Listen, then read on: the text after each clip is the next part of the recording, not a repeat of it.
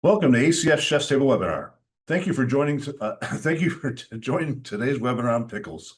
For those unfamiliar with American Culinary Federation, we're the leading organization for culinary professionals, offering education, certification, and a community for chefs and food service leaders. If you are not yet a member, today's webinar is a great example of the valuable resources we offer. Today, we'll be joining Chef Joe Parajaki as he discusses the deep cultural roots and culinary expertise in the art of pickles. Feel free to ask questions using the Q&A function at any time. Let's get started by sharing where you're tuning in from in the chat. I'm Christopher Tanner, ACF's Executive Director, and we are absolutely excited for you to be here with us. Let's meet our today's presenter, my good friend, ACF Chef Joe Parajaki, President of ACF Chefs of Milwaukee, one of the fewer than 120 master meat crafters in the United States. As a proud third-generation Polish American, when he's not working at the meat plant, you'll often find him cooking at the kitchen or leading Polish cooking classes at the Polish Center of Wisconsin, which we just talked about where he is today. Pickling holds a cherished place in Polish culture. Walk down the pickle aisles of any Polish grocery store and you'll discover an array of preserved produce. Everything from cucumbers, beets, cabbage, and cauliflower to mushrooms, and even fruits like plums. Chef Joe has had at least a dozen kind of pickles in his refrigerator at any given time, and he loves showing others how to preserve the harvest by making pickles. Whether fermented or brined, he's passionate about sharing the art of preservation and has yet to make a pickle he hasn't loved. At this time, my friend, I will pass it over to Chef Joe Parajaki. Take it away, my friend. Hello. Behind me, actually, I raided the refrigerator, so there's 14 jars sitting behind me that came out of the fridge this morning. So welcome from Milwaukee and the Polish Center of Wisconsin. So this is as we were discussing, this is where I spend my Wednesdays from May to October. We feed a couple hundred people a night on Wednesday nights, Polish cuisine. So things out of my grandmother's recipe box, and that's kind of where this all comes from. Is my Polish upbringing. It's the from the pickling to the food, everything is from my grandmother's kitchen.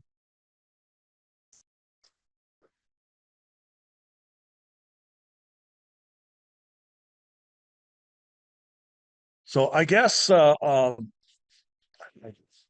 kind of at a loss as to what to do, really, but other than talk about pickles, right? So Let me ask you some questions, yep, Chef. yep. So if a chef wants to start processing introducing house pickling to their establishment, so you and I talked recently about Chef Sean Brock. Years ago I saw at Husk. He was starting to do pickles in his restaurant. How would you suggest a chef start doing something like that in their establishment? Because it's not just as easy as just picking up a book and putting jars and throwing it into a restaurant. How do you suggest people start and look into that? Actually, I think it is easy in the restaurant if you do the right way. Fermentation is not the way to go if you're just starting out. Fermentation requires an art, and in a commercial setting, it also probably would require, in a lot of cases, a HACCP plan. So the easiest way to do pickles in a kitchen is to do a traditional vinegar pickle or a quick pickle, um, which is just 1 part water, 1 part vinegar, and then salt and a little sugar if you want it sweet. But um, I did do some. I do have, actually, I have a pickle brine right here in this pot. Um, 1 part of white vinegar, so 1 cup of white vinegar, 1 cup of water, um, one tablespoon of sugar, 1 tablespoon of kosher salt. We use kosher salt or canning salt, not regular salt, because we don't want any of the impurities or the iodine. Iodine will actually turn certain vegetables different colors when we do this. So kosher salt is the way to go. If you can find canning salt, great, but it's not necessary to find it. And then I always put a little sugar in mine. I like to kind of back that vinegar flavor off a little. But this is where you can get creative too. The vinegars are actually where you can get really creative. Red wine vinegar, white vinegar, champagne vinegar. It doesn't matter the vinegar as long as that vinegar is at a 5% acidity. It doesn't matter. Um, and then you can just take something simple like in the bowl here. I just have some sliced red onions. I don't know. Let's see if I can like make it Down there. visible. But you can just take this simple pickle. I've cooled it down to room temperature, pour that over it, give it a little mix up, and put it in jars or in quart deli cups. Shove it in the fridge. Tomorrow it's pickles, and you So can do that same thing with any kind of vegetable, any kind of fruit, anything you want. It's really, it's it's so easy to make.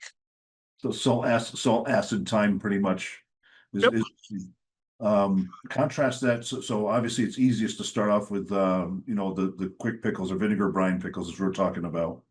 Um, what percentage of flavoring agent would you put into into that when you're going there? Because obviously you got your brine solution at, you're saying 5%, right?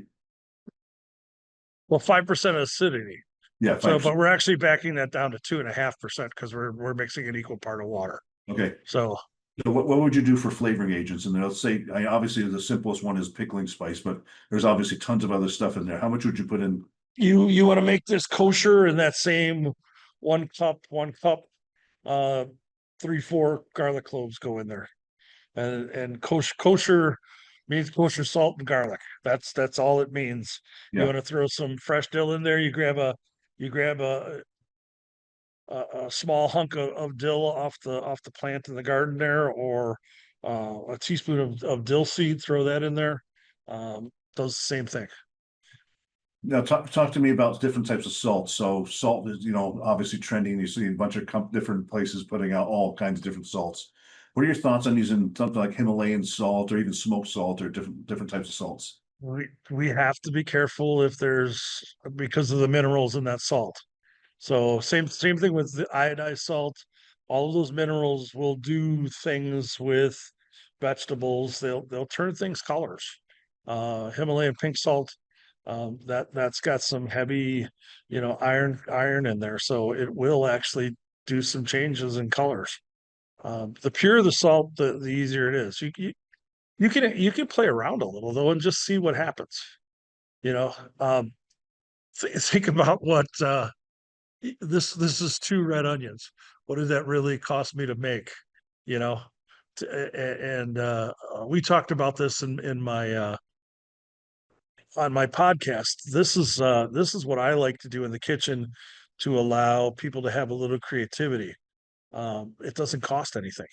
The minimal cost, and just let them have fun, come up with different flavor profiles. Do different things.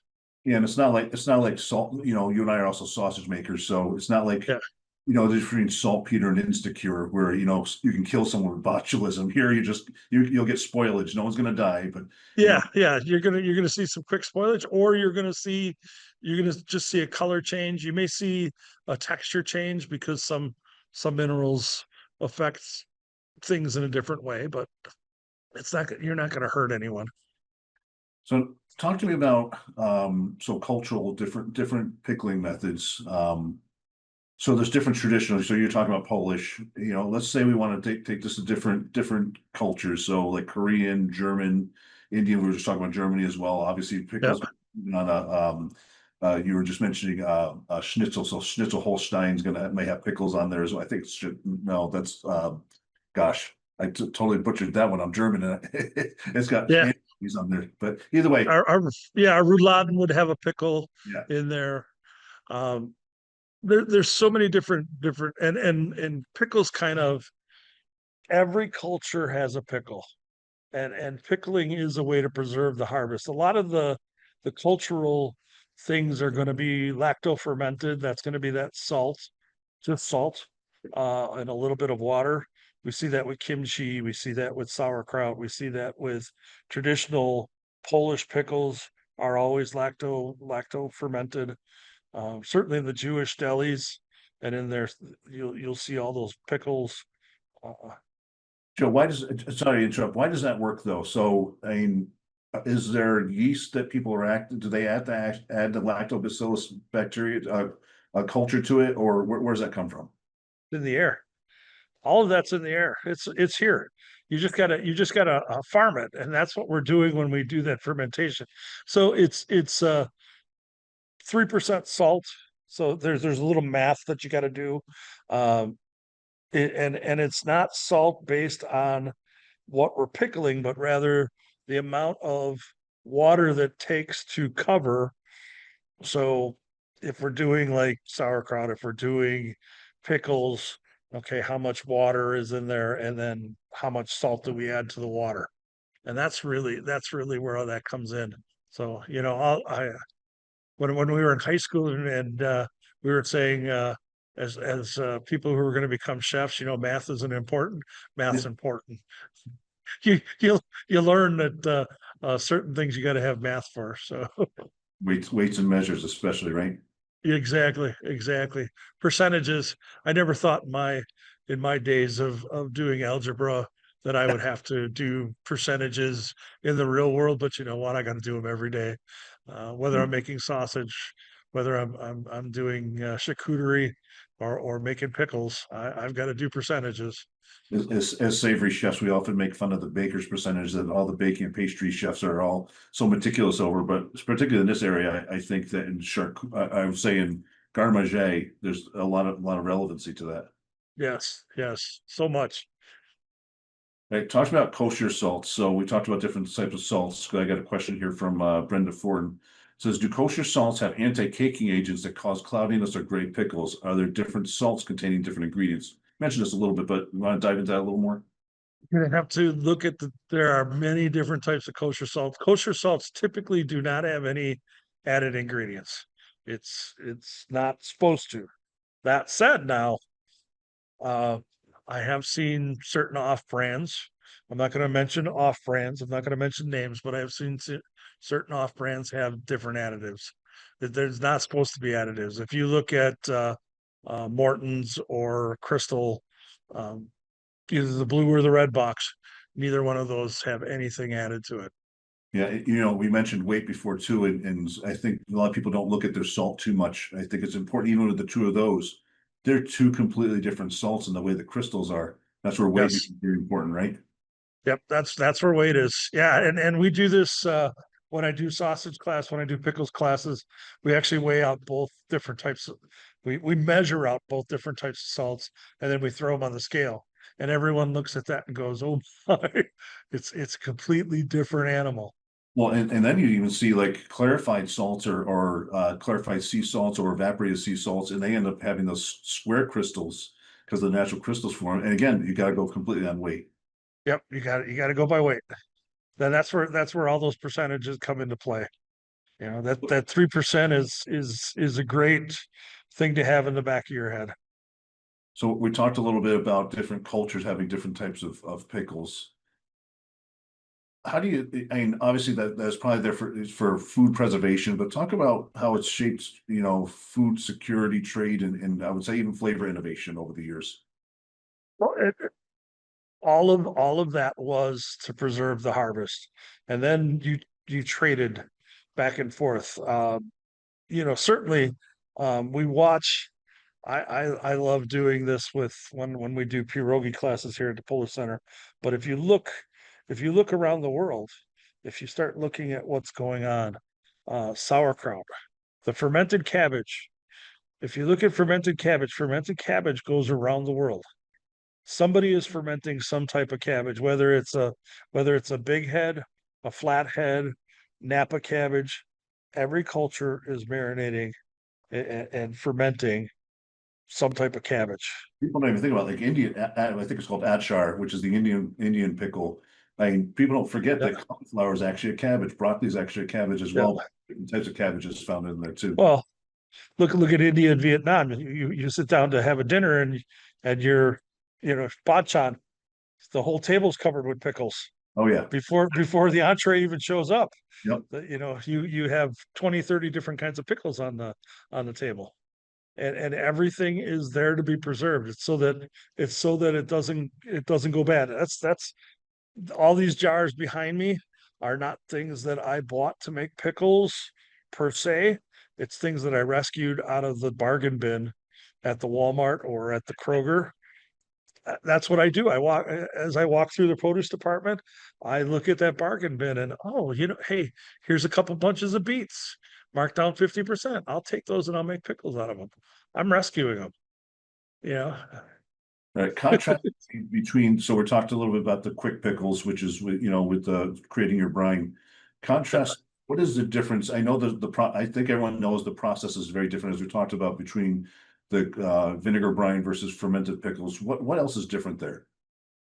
Well, in the vinegar brine, we can do a raw pickle, which is like what I'm saying here, where this would just go in the refrigerator for overnight, and really we're letting that vegetable keep most of its properties, kept most of its crunch. There's also the vinegar pickle that goes to the other side. It's in a jar behind me, is when we do cooked pickles for storage.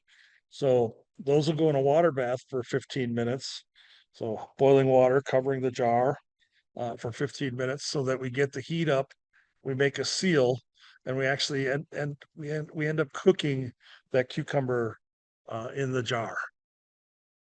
So there's varying levels of this vinegar pickle, whether you want it crunchy or soft, in between, you Yeah. know.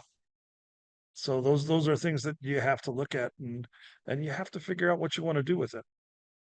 Yeah, I think a lot of people also think of the fermented ones. You have to buy those big giant, as my grandfather had this big brown crock. But now you can use gallon jars with the fermentation lock on them, and it's just Yeah, so much modern process. I I'll for so here here at the Polish Center, one of our most popular soups is pickle soup, and it's a big thing in Poland. It's made with fermented pickles, but I literally, for a batch of soup, I need 8 pickles. So I just lacto ferment 8 pickles. I start the Wednesday before the cafe, and on the following Wednesday, my pickles are ready, and they just get blitzed up into the soup. But that's I can do it in a quart deli container with 4 if that's all I want to do. Can you make so bread and butter pickles or sweet pickles that you can make from quick pickles? Can you do that with fermentation process or So bread butter is sweet and sour. Uh, Bread and butter jalapeno peppers. Uh, it has mustard, it has turmeric in it. It has some different properties that make it bread and butter. A little less salt because of the sugar in there. It has a little sweet soury flavor to it. yeah? So, but doesn't really change anything. This is the exact same thing that I did for this. I like these crunchy, so I make my bread and butter brine.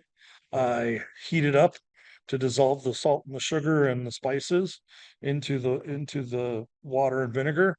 Shut it off, let it sit for about a half an hour to get to room temperature. In the meantime, I fill my jar with jalapeno slices, and when it's done, I just pour it over. Shove Um, it in the fridge for 24 hours. Boom, pickles. just 24 hours, that's it. Just 24 hours. After 24 hours, you've got pickles. Certainly, the longer you let them sit, the more brine they take on, the more. But after 24 hours, they're ready to go. Yeah, I got a question from Chef Alonda Coster. Hi, Chef. Good to see you on here. Says often I see pickled asparagus or Brussels sprouts that certainly do not look appetizing. Is the salt the issue? These guys, they turn color. So remember that the green in Brussels sprouts is chlorophyll. That's the same thing that makes the leaves on the trees green. Uh, we're taking that away as we've killed, we've taken them off the vine. They're not living anymore. They're, you know that chlorophyll isn't active anymore. So yes, they're going to turn colors. Um, I don't think they're any less appetizing. You want to hold the color a little bit. I hear people put lime in, a little bit of pickling lime in there. It helps keep them crispy. It helps hold the color a little bit. Um, it's something that you can do, but it doesn't really affect the flavor. To me, this is just the same thing. Yeah, they're not as pretty as those bright green ones that we get on the plate, but in a Bloody Mary, this is actually pretty good. Can you brine, so what's the brine look like for pickle? I imagine you've done pickled eggs. Is the Yes, brine the same? Is it different? same thing. The big thing for pickles or for eggs is that it's going to take a little longer than 24 hours. Usually 72 hours before, because we got to get past that cooked egg white. Yeah. So And if you don't get that middle, you can risk that. I know that's one you can risk botulism too, particularly yes, with pickled eggs. So pickled eggs is yeah, one of you the, gotta. and make sure you guys do research on before you do them. That's one of the ones that I get a little bit because of the protein levels and then the anaerobic bacteria and anaerobic environment inside the egg. I'd say definitely do a lot of research before you do pickled eggs. Um, Someone's asking about fleur de sel. I would say the fleur de sel, chef, is the same as any other salt. Is it Yep, acceptable? It's you're gonna have mineral content on fleur de sel still too, right? yep. Fleur de sel is actually gonna have quite a bit of mineral content because that's just the nature of that beast. Really gray sea salt where the much of the impurities pulled out, but still quite a bit in there, right? Yep, yep. Um, Sorry, my computer just told me, hey, you haven't had me plugged in all day, and I no. haven't. All right, a lot of the modern chefs have been doing the using vacuum sealing with their bags and pickling. What's the advantage of doing that? I'm sorry, Chris. That's right. Coming back. You're back. All Coming right. back to the light. Vacuum sealing pickling. Talk to me about that. So a lot of people are doing quick pickles and vacuum sealing. What's the process? Have you done that? Do you know a process for that? Um, yeah, in the bag, in the thing. Certainly that is an option. It does the pickle quicker. It allows the brine to go in quicker. The thing to remember though is that if brine leaks out and gets into the vacuum motor, Oh yeah. uh, it will gunk it up. So it is a way of doing it quicker, and usually within an hour, everything's in there. I'll do that for some things that are a little harder to quick pickle, like watermelon rind pickles. Oh yeah. When I want to do those, yeah, that watermelon rind is hard, but if you throw that in a vacuum, it within an hour you have watermelon rind pickles. It's funny. I always say I'm going to make watermelon rind pickles, but then always end up with so much watermelon rind when I do them because, especially when you got a big watermelon. I got to tell you, Chef, you are having a massive amount of questions here. This is one of the probably the most popular sessions I've seen for the amount of questions coming in. So I don't even have to do a script here. I just go off the questions. There we go. I'm Shoot loving it. these with you, my friend. How do you keep a cooked pickle crunchy? Again, the cooked pickle is where you go with the pickling lime, and each brand of pickling lime is going to have a different ratio. Read the bag, follow the directions. So that's the only way that you're going to get them crunchy. Yeah, They're that's something that's pretty normally available, even if you go over to I don't even know where in the store you actually buy it, but it's good that green jar. You can buy it right in the grocery store. I remember seeing it. yeah. Usually wherever the pickling jars are, wherever the ball canning jars are, the pickling lime is right above them. So I think I know the answer to this one because I know you could even pickle fruits. I've done fruit oh kimchi god, yes. things. But are there any vegetables in your opinion that should not be pickled together? I th- I think it depends on what you like and don't like. Pickled radishes, like the little red, red and white radishes. Um, when you pickle them, they how do I say this nicely? They get the smell of feet. I call pickled daikon my wife and I because we Yes. You go to the Korean fried chicken restaurant. I call it pickled baby diaper radish. Yes, yes, they get this a little different smell, and they get hot, Yeah. but not hot in a good way. But I do like them. You know, you learn, and like you learn the things you like, you learn the things that you don't like. By playing around, that bread and butter jalapeno is something that I learned. Um, that was actually one of my apprentices two restaurants ago. That he liked my bread and butter pickles. He wanted something spicy, so that's what he did. Yeah, And it balances out the heat for the jalapeno, right? oh yeah, yeah, because the sugar that's in there kind of downplays that heat a little. So on a chicken sandwich, How long can refrigerated pickles last, and do they have to stay in the refrigerator?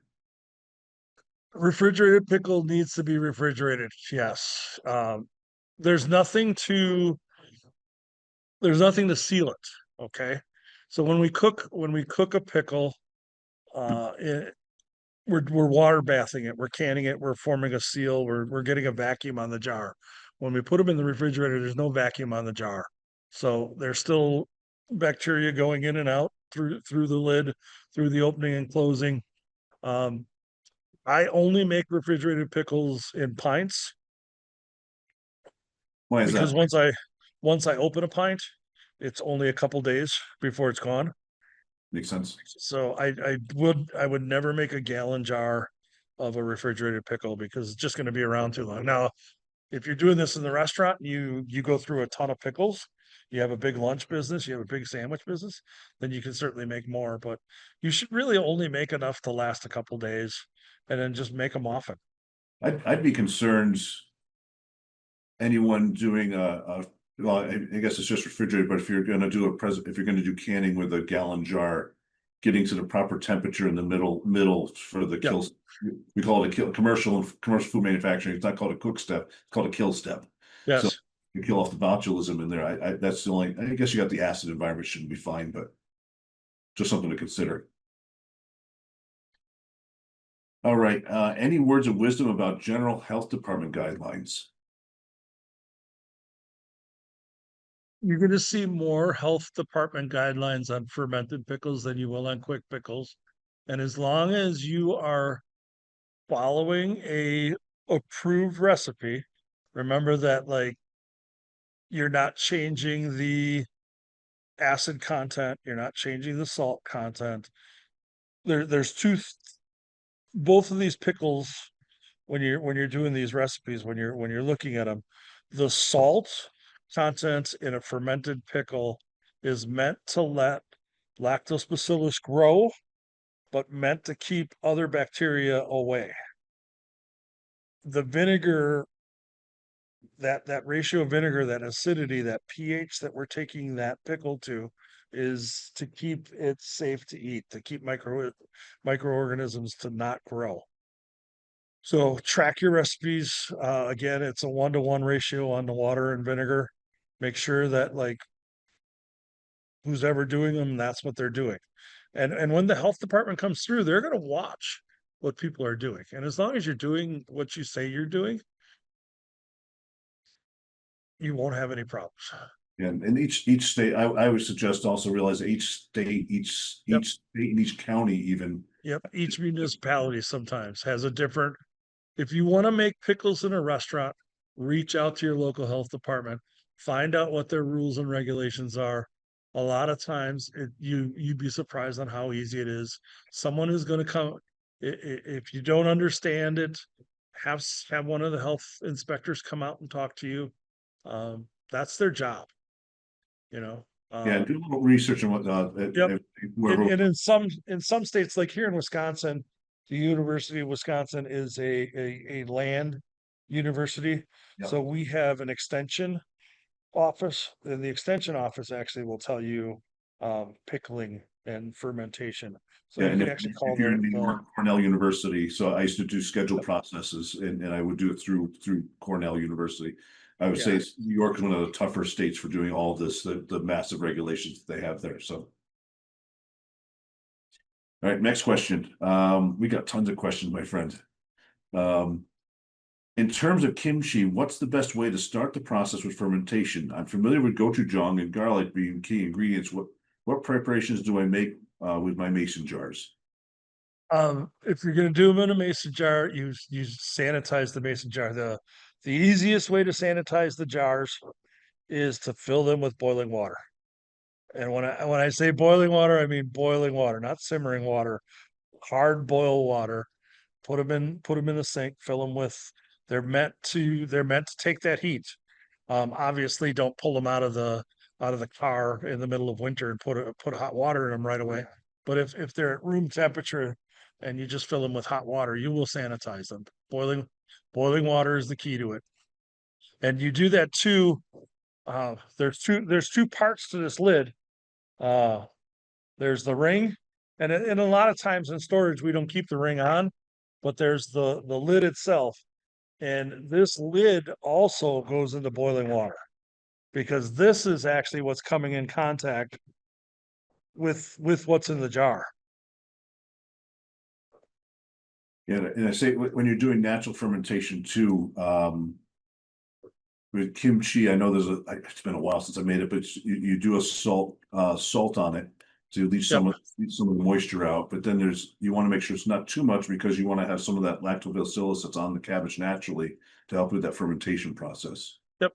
It's gonna be the same 3% salt. There's no every country around the world does it exactly the same.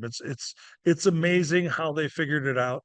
It's amazing how it works. But when you look at how my grandmother measured things without a scale, with her hand, and you know, uh, but I guarantee you, three 2.98 to 3.1 was exactly what she was doing. She had it down to a science. She knew exactly what and when we were putting sauerkraut in a crock, they knew exactly how much salt to sprinkle on each layer before they smashed it. Oh yeah. Talking about sweeteners, I got a question. Can you use honey instead of sugar? Yes, you can use any sweetener you want. Honey, sugar, maple syrup. I have done I have done maple syrup in my bread and butter pickles. I have done everything you can imagine. Actually, I have sweet pickled carrots that I did with brown sugar. Nice. So I happen to like candied carrots, which are butter and brown sugar. Yeah. So uh, those came out really good that way. Again, experimentation. Can You you know. use beet juice to replace water in a recipe? Oh, we do that all the time in Poland. Kavas, Yeah. beet juice or wheat juice. Yeah, I mean you can do. Remember, it's going to turn things colors. Well, which is Beet great for beet juice. pickled eggs, especially, right? Yes, yes. Beet juice is going to turn things colors. It's going to turn everything purple. That's just the way it is. It's a natural dye. I love But yeah, honey. I mean when we do pickled when we do pickled eggs, we do a beet pickled egg. You know, certainly I'm not going to say that Gravlax is, but it's dang Just gonna close say to the being. next week. It is dang close to being a pickle, and Oh yeah. I have done plenty of beets in that. Um, Someone's asking if they can reuse ceiling lids. That absolutely, obviously. Um, Lids, no. Lids, no? The rings, yes. Okay, The see. rings we use all the time. Every time you make a pickle, you get a new lid. Okay. The lids are cheap, Yeah. especially if you're processing them. If you're doing Yes. I a was thinking, cooked, I was thinking refrigerated. I wasn't thinking yep, can. yep. But for even for refrigerated, because I don't know what I'm putting in it next. Hmm. You know, jalapenos are gonna put some heat Oh yeah. into that rubber seal. No. Some of that capsaicin is going to be on that rubber seal, so that if I put plums in there next, I'm gonna have jalapeno flavored plums. Spicy plum sounds kind of good to me. All That might work. right, let's talk about things we do with the pickles. Relishes, sandwiches, sauces, charcuterie pairings, or or making them. What are some of the things you like to do with pickles? We were talking about this prior to so here the most popular soup I do here at the Polar Center is the pickle soup. Number two is sauerkraut soup. Both of those are basically the same. They Yeah. start with just chicken broth, mirepoix. Uh, both of them get a little potato mixed into it, and then either pickles or sauerkraut. Here, uh, in the land of the overeaters, uh, my we lately dill pickle pizza. People are taking dill pickles on pizza. Incredible. Not had it yet, but I've seen that. Incredible. Yeah. How Um, about cocktails? oh God. Bloody Marys, the garnishment on Bloody Marys can be anything, you know. And don't forget about the juice, especially on the lacto fermented ones. So there's a reason uh, they've done some scientific studies on people living in Poland. And obviously being in here at the Polar Center, I have a lot more knowledge about Polish things than I probably should. But why do Polish people live longer? And it's because of the lacto fermented pickles, and we drink the juice. Oh, you got probiotics right in there, right? Or pre Exactly. It's not only are we eating yogurt, but we're also eating the pickles, the lacto fermented. The probiotics in it are amazing, and nobody throws away the juice. well, It goes into everything. sports performance people in weightlifting now are drinking pickle juice because the nitrates are naturally occurring nitrates are actually really great for you for weightlifting too. Yeah, Helps I your muscle I cramp. see that football. My son was a cross country runner. That was another. The cross country runners will drink pickle juice, and they sell pickle juice now, but all by itself. Absolutely, no, thank you. I'm sorry. As much as I love pickles, I don't want to drink pickle juice. But I see They people sell it in like 20-ounce bottles. yeah. And it's supposed to be better, even just think about than the electrolyte drinks that a lot of us drink when weightlifting. They think eating a pickle is actually could be necessarily better for you. And people drink beet juice as part of that as well for the night because there's Yes.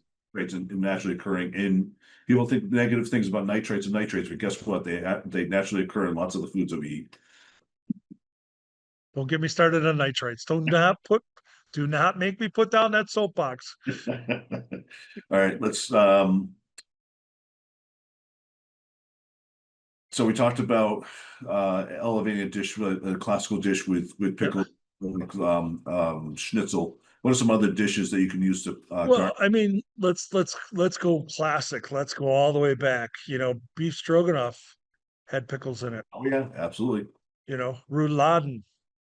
From your home country, rouladen is a roll up with pickles. Certainly, Poland shares some things with Sweden in that we eat a lot of pickled fish.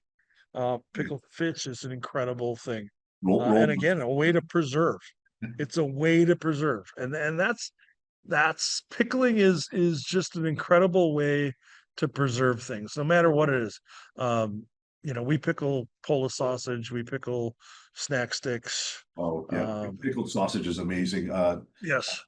Uh, I never made pickled Landjager before, but that was something I had in a restaurant a few years ago, and I started pickling Landjagers. Yeah. Pickled hot link. Yeah. Uh, oh my God. That vinegar brine, that sharpness takes away some of that heat, but balances it out a little better.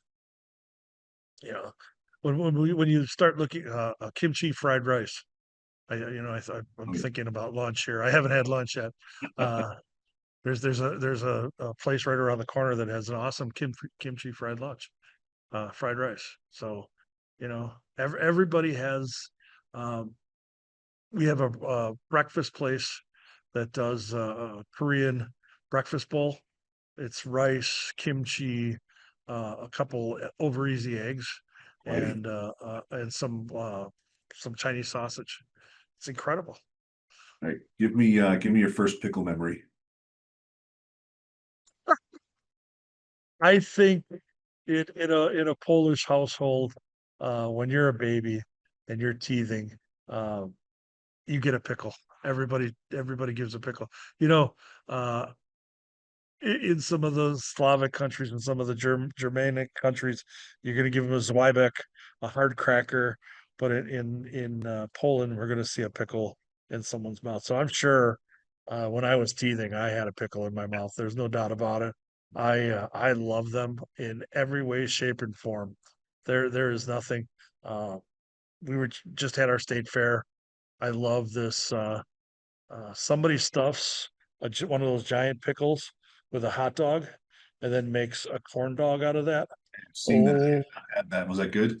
yeah, yeah. Wow. I fully admit to eating the whole thing. I would eat more than one of those probably. All right, biggest kitchen breakthrough with pickles. That's a good one. I don't know that there's a breakthrough. I actually like when as a chef using pickles as a way to teach apprentices under young chefs the importance of following a recipe, the importance of following ratios, and allow them to get creative. Uh, there's virtually no cost in making a pickle again, um, but it can change a sandwich in many ways. That bread and butter jalapeno wasn't mine. I fully admit to it not being mine. That was one of my young chefs who wanted to do something different for a chicken sandwich, and that's what he came up with. And man, do we go through a ton of them in that place. You talk about chicken sandwiches, you're heading on vacation to Nashville, who said soon, and one of my favorite things is putting a bread and butter pickle on a Nashville hot chicken sandwich. Yes. A pile of Yeah. them actually, because you got to Oh, balance. yeah. No, it's got to be a pile. And what's funny is my lovely wife hates them. Oh gosh, oh no. Most unusual pickle you've created.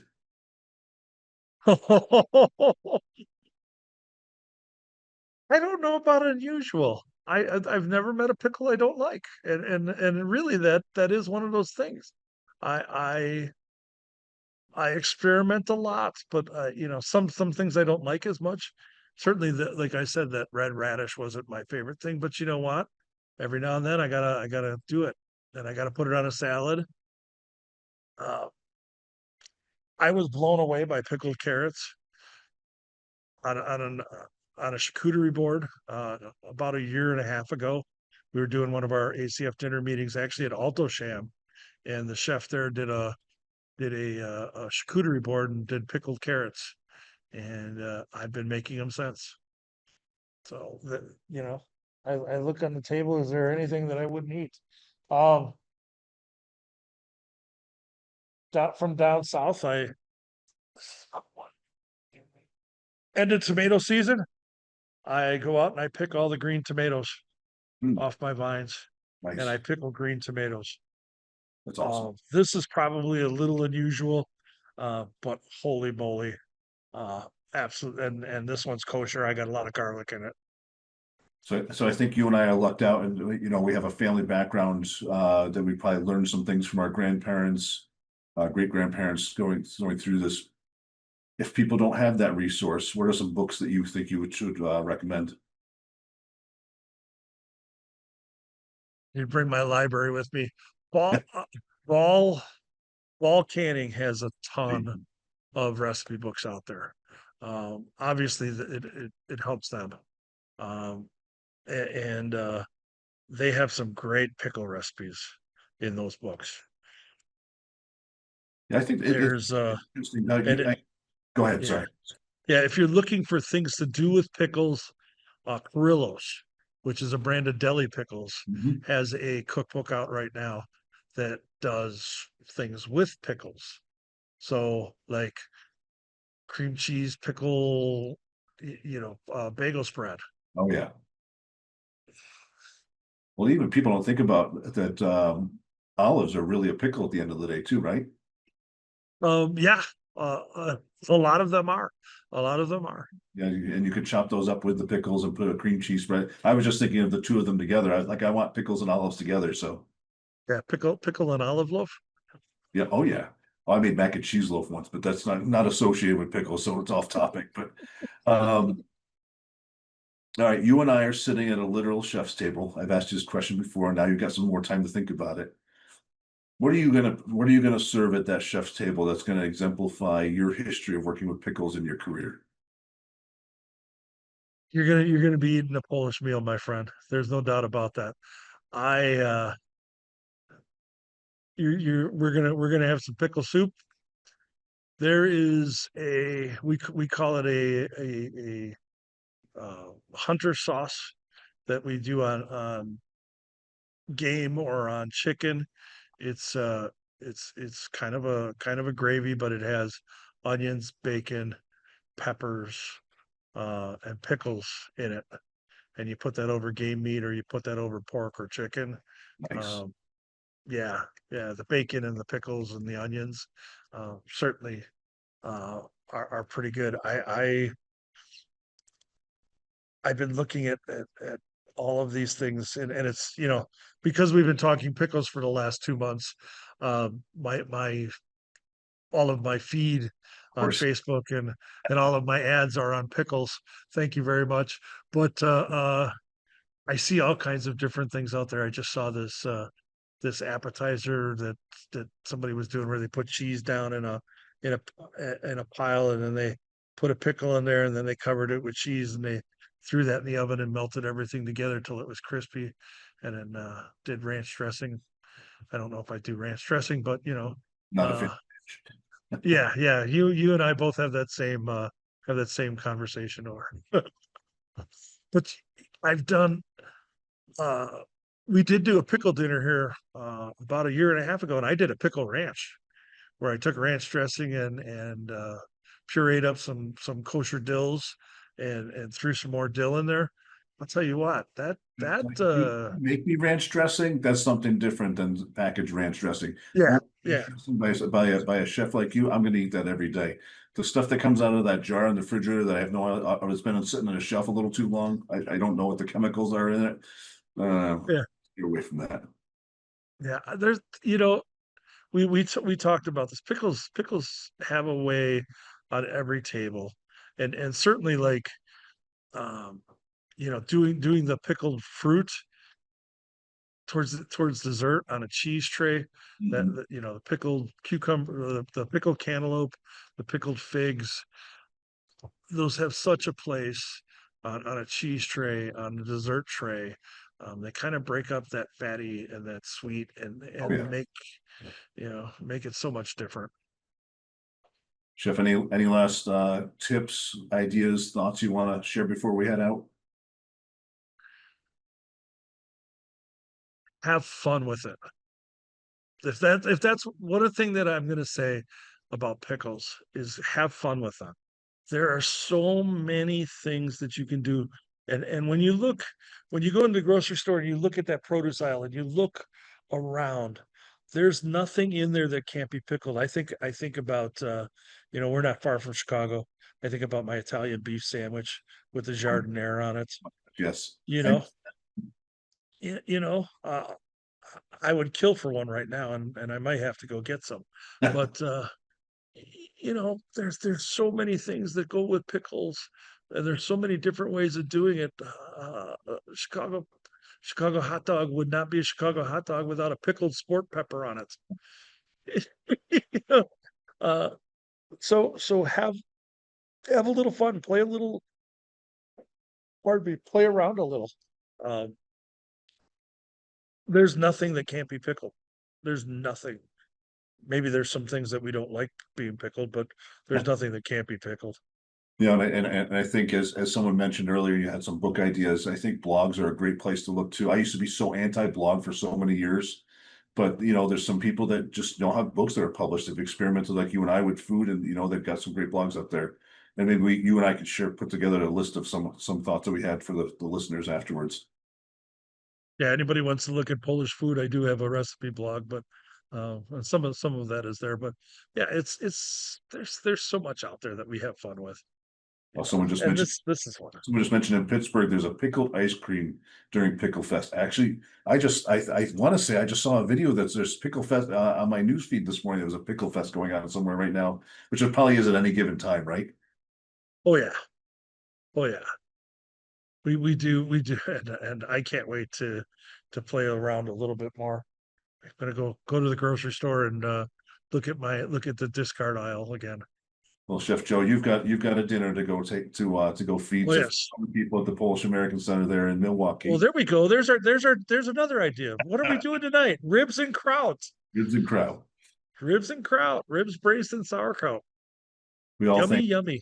thank you so much for an informational session. Love the conversation. I love this format. So thank you for taking the time to share your insights on pickles. Thank you for letting me do this. I love this. All right, members, please be on the lookout for your survey you'll receive in the next day or so, which you'll need to complete to earn your certified executive CEH points. We hope you'll join us next month on September 17th as Schwann's hosts a webinar about creating Asian action stations for your establishment. Then on September 24th, Tony Reed will be hosting a webinar around spicy, the combination of sweet and spicy flavors with Spiceology. And then visit the media tab on acfchefs.org to register for all those upcoming webinars. On behalf of the ACF National Office, thank you again, my friend Chef Joe, for bringing this opportunity, and thank all of you for joining us today. Have a wonderful day.